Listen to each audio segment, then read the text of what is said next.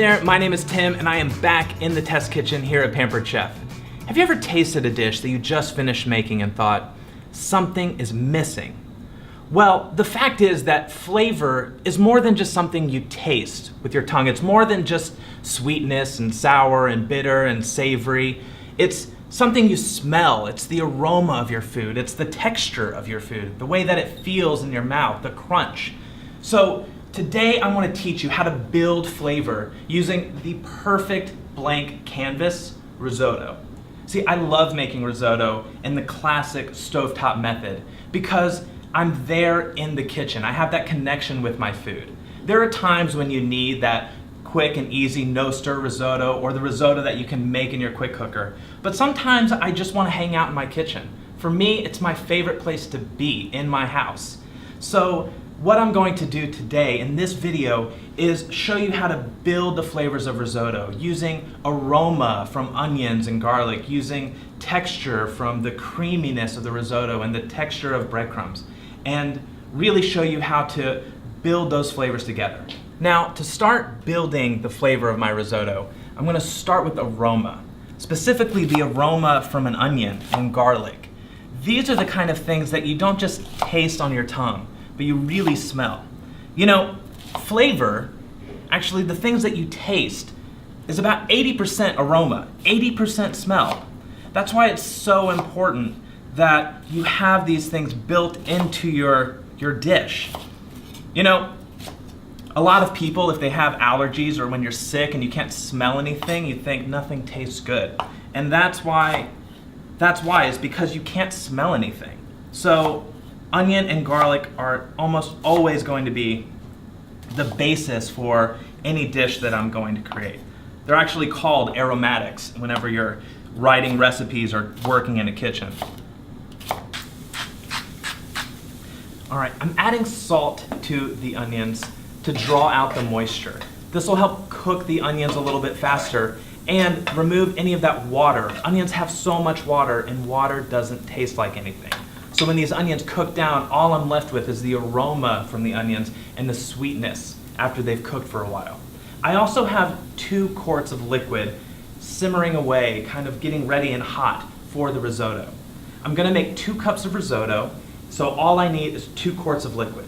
I'm not using a recipe here because I don't want you to focus on a recipe. Focus on building flavor. So we have that bitterness and that sweetness and that savoriness and that sour, that acid. That's the kind of stuff that we're gonna focus on when making this risotto. The next thing that I'm gonna add to the onions is a little bit of garlic. It's so important. I think garlic works great in risotto. It's filled with aroma, filled with flavor, and it also is one of those things that isn't part of the taste family, right? It's not part of the sweet and sour and bitter. I always, if I have the time, like I do today, I add the garlic a little bit later after the onions have sweated down for a while because the garlic won't take that long to cook. Let's say about 2 cloves of garlic will be perfect for this risotto. This is exactly when you start to understand how flavor is so much more than taste, is when it fills your whole house with the onions and the garlic. It's amazing. So at this point is really when making risotto starts. You've got aromatics sweated down and soft and tender. And now we're going to start building even more flavors and adding the rice. I've got about a tablespoon of butter that I'm going to add to this pan. And then I'm going to toast the rice.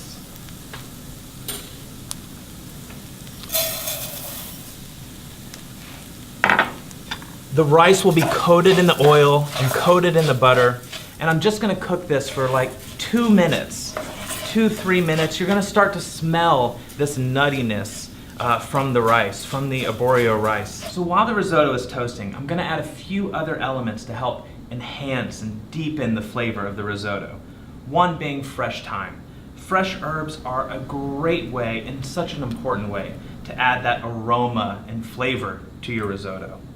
The other thing I'm going to add is a little bit of sun-dried tomato. This is where I'm going to get that savoriness from the tomato. It's going to really deepen and enhance all of the rest of the dish. Okay, the risotto has been toasting now. I've got thyme and sun-dried tomato in there, and the smell in this kitchen is amazing, which means it's time to add liquid. The very first one being a little bit of white wine. This white wine is going to add a sour, an acid, a brightness to it that we're going to taste, but it's also obviously going to have so much aroma to it. You know, this is the kind of thing that really adds depth to your risotto, to your dishes. When people say that when they're tasting wine that it has flavors of grapefruit or apricot or apple, they don't mean that it tastes like that, they mean it smells like that. So whenever you're adding wine to your dish, you're also getting those smells in your dish. So I added just a little bit of brightness in the white wine, not a lot. You can add as little or as much as you'd like, maybe a half a cup at the most. Now is when we start adding stock. 1-2 ladlefuls at a time. And I'm just gonna let the rice absorb that liquid and cook down. This is the best part about risotto, making it on the stove, being in the kitchen, is that you're really connected to your food. You can't really walk away and do something else because you want to be here to stir the risotto, to make it rich and creamy.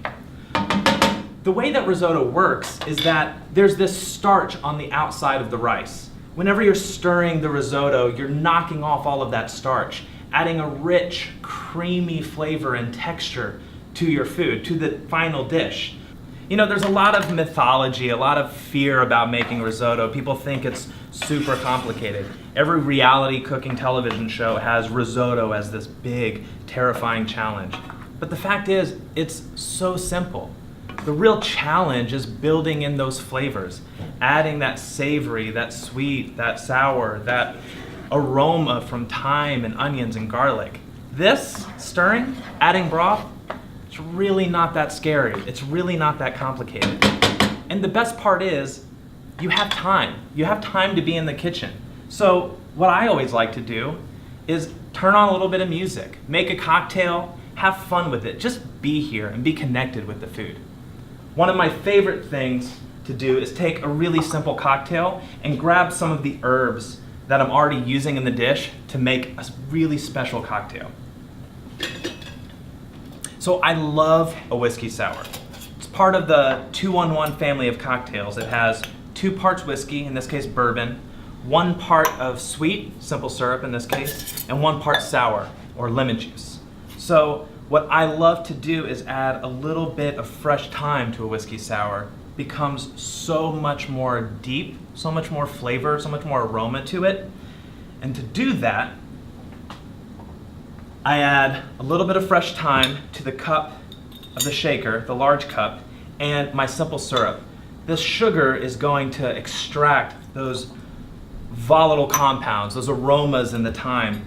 And with the muddler pressing into it, you're really going to get some tremendous flavor. And you just do it enough so that you can smell the thyme right where you're standing. It doesn't take that much time. Then we've got 1 part of sour. So for this is going to be lemon juice. Here we go.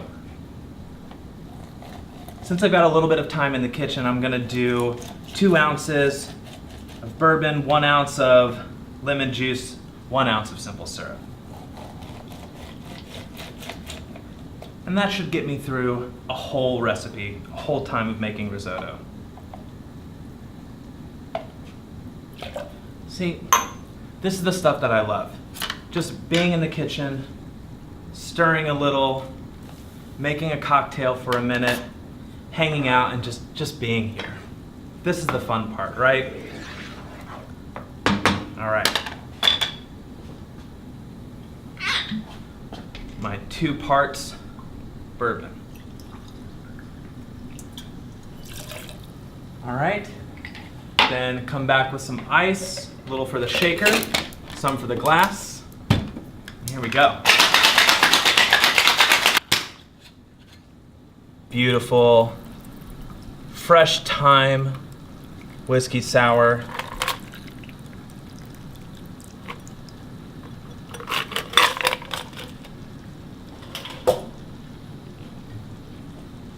garnish with a couple of sprigs as well, so that every time I lift my glass to my mouth, I can smell that fresh thyme.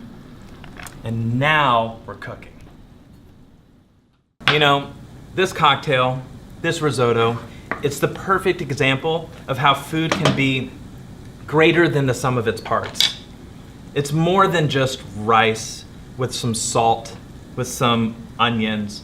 It becomes something greater. Think of it like a burger. A burger is so much more than just some meat and a bun with condiments in between. It's the meatiness from the burger, but it's also the chew from the bun, the crunch from the lettuce, and that sharpness from a little bit of mustard, the fattiness from the mayonnaise. All of that together is what makes a burger taste great. Building flavor is about finding that central point where taste, where aroma, and where texture meet. Right there in the center is flavor, and that's what we're gonna do with this risotto. Okay, so this risotto has been cooking over medium heat about 15-20 minutes. And another thing that I love about risotto is that you can taste as you go. So if you're not sure if the risotto is done, just give it a taste. It should be soft with just a little bit of a bite to it. And it's perfect. Now we're just gonna finish it all up. I've got some spinach here because I want just a little bit of bitterness from the spinach, right? I just want to add that color as well from the greenness of the spinach. Just let this wilt down and it'll add that extra layer of flavor. Then, Parmesan cheese. You know, I love a lot of our tools. I get asked the question all the time, what's your favorite tool? My answer is any one that gets people to use ingredients, fresh ingredients, that they might not otherwise. So our graters are perfect because so many people, so often, they resort to pre-shredded cheese, they resort to canned cheese. But having a tool that just makes it easy to add fresh ingredients to your food is so important, and it really, really helps. So plenty of Parmesan cheese for that savory flavor that you get and that richness. In fact, a little bit of butter also helps kind of round everything out. But we don't just want that fattiness, that richness. We want balance, right? So I always use a little bit of lemon zest as well. This is going to add that aroma of the lemon. It'll add a freshness to it as well. You can just finish it right at the very end so that it doesn't cook away, so that it feels that brightness from the lemon.